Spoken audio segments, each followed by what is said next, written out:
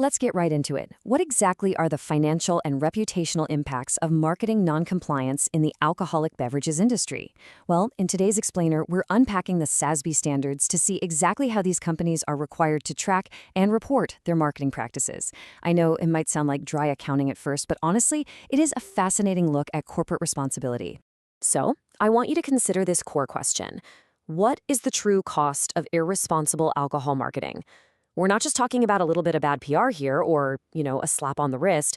By diving into these specific accounting metrics, we're going to see how labeling violations, youth targeting, and legal enforcement actually translate into real-world stakes. We'll see exactly how the dollars, the cents, and, frankly, a brand's very survival are tallied up. Here's our roadmap for the explainer. We'll start with the risks of irresponsible marketing, move into attacking advertising impressions, and then look at labeling and marketing violations. After that, we'll calculate the damage with measuring monetary losses, and finally wrap up with corrective actions and mitigation. Think of it like a compliance funnel, taking us from the broad social stakes all the way down to the bottom line. Let's jump in. Section 1. The risks of irresponsible marketing and the high stakes of social externalities. Listen to how the SAS topic summary spells this out. It says, failing to effectively manage social externalities may result in unfavorable regulation and impair the entity's social license to operate. That is a big deal. When a beverage company markets irresponsibly, they're contributing to massive social externalities. We're talking drunk driving, underage drinking, serious public health issues, and the costs of those issues, they eventually boomerang right back onto the company through taxes, lawsuits, and totally trashed reputations. Noncompliance isn't just bureaucratic red tape. If a company loses its social license to operate, it literally threatens its survival and its market share. Which brings us to Section 2, tracking advertising impressions, specifically preventative tracking and the legal drinking age. First things first, we have to establish the baseline, which is the legal drinking age. Obviously, this is the minimum age to purchase alcohol under local laws. But here's the catch. If a country has no minimum legal purchase age, the standard dictates using 18 as the baseline. So the absolutely crucial point here is that companies are required to proactively calculate the percentage of their total advertising impressions that are made on individuals at or above this age. They have to actually prove their ads are reaching adults, not kids. And how exactly do they calculate that? They can't just guess or throw darts at a board. Entities have to use specific, rigorous estimation methods. For traditional media, TV, radio, print, they use gross rating points and target ratios. For electronic and digital media, which includes their own sites, third-party sites, even mobile apps and video games, they have to track total ads viewed and cross-reference that with audience demographics. It goes even further, too. If a brand uses embedded ads, like a celebrity endorsement or a movie tie-in, they have to estimate the expected audience size, demographics, and use recall measures. It is a highly rigorous, data-driven process. Literally, no stone left unturned. But what happens when those preventative measures fail? Section 3. Labeling and marketing violations, or what happens when rules are broken. SASB requires companies to disclose the total number of substantiated instances of noncompliance, and these fall into two main buckets. First, you've got labeling noncompliance. This happens right on the physical bottle or can. So if a product is misbranded, lacks mandatory government warnings, makes deceptive claims, or even disparages a competitor. Contrast that with marketing noncompliance, which is all about the promotional materials.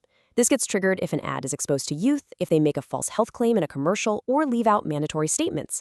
When either of these happens, boom, it triggers enforcement actions. We are talking severe consequences here, like product attainment, injunctions, or cease and desist orders. And those enforcement actions lead us right into Section 4, measuring monetary losses, the financial fallout. Companies must report the cold, hard financial realities resulting from these legal proceedings across three distinct tiers.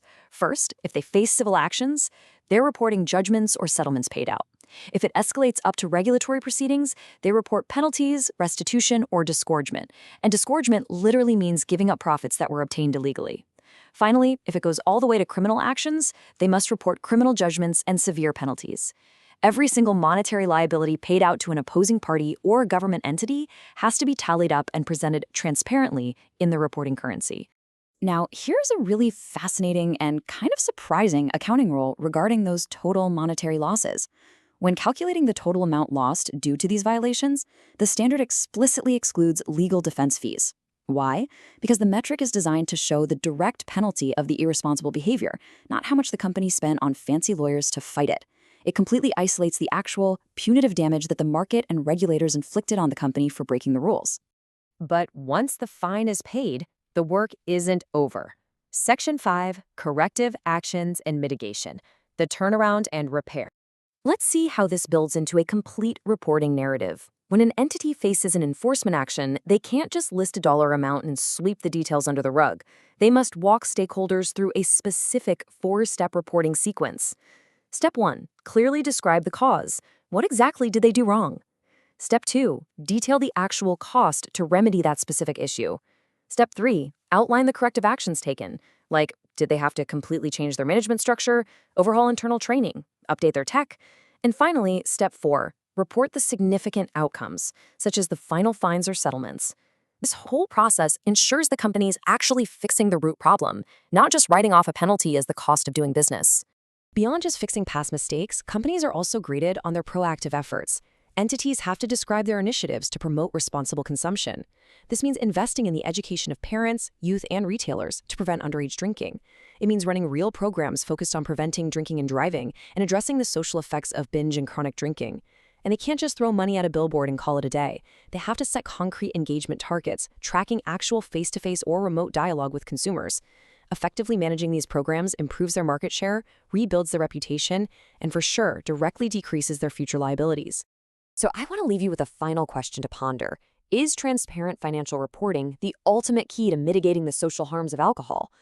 By forcing companies to meticulously track the age of their ad audiences, categorize every single labeling violation, and publicly report every dollar lost to legal penalties, these sustainability accounting standards turn abstract social harms into undeniable financial risks.